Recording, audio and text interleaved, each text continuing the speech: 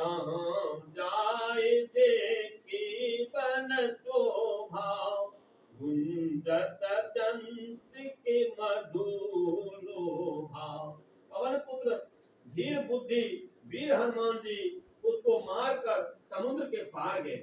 वहां जाकर उन्होंने वन की शोभा देखी, मधु पुष्प रथ के लोभ से घोड़े गुंजार कर रहे थे।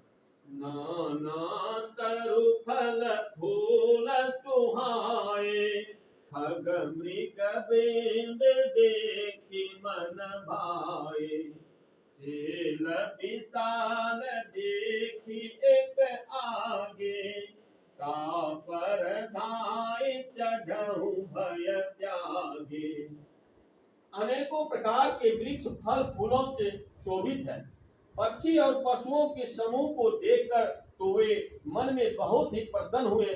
सामने एक विशाल पर्वत देखकर हनुमान जी भय त्याग कर उस पर दौड़ कर जा चले।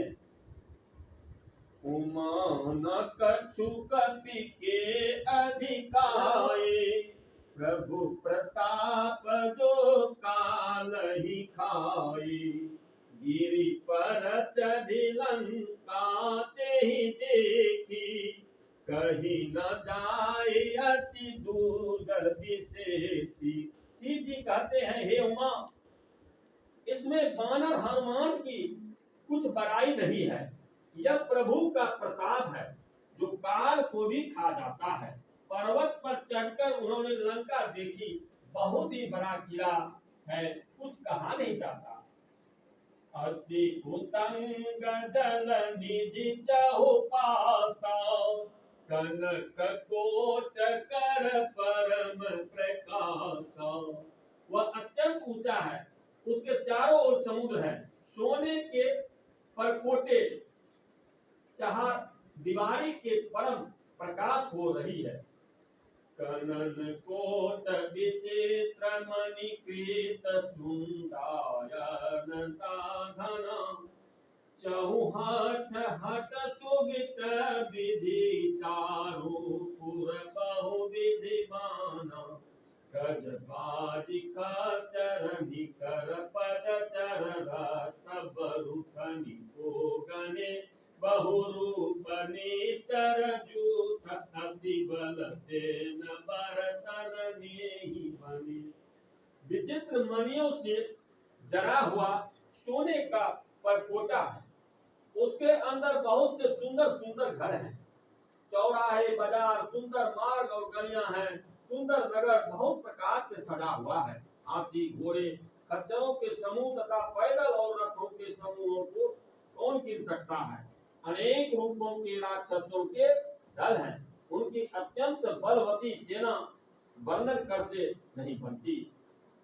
वन बाग उपवन बाटिका, सरकूप बापी सोवहि।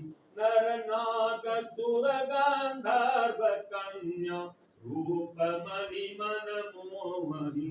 कहु माल देह विशाल सेल समान, अति बल गरजहि नाना अखरेन भीरहि। बहु विधि एक एकन तरजहि। वन बाग उपवन बगीचे फुलबाड़ी तालाब कुएं और बावलियां सुशोभित हैं। मनुष्य नाग देवताओं और गंधर्वों की कन्याएं अपने सौंदर्य से मुनियों के भी मनों को मोह लेती है। कहीं पर्वत के समान विशाल शरीर वाले बड़े ही बलवान मलल पहलवान गरज रहे हैं। वे अनेकों अखेरों में बहुत प्रकार से घिरते और एक दूसरे को ललकते हैं। करी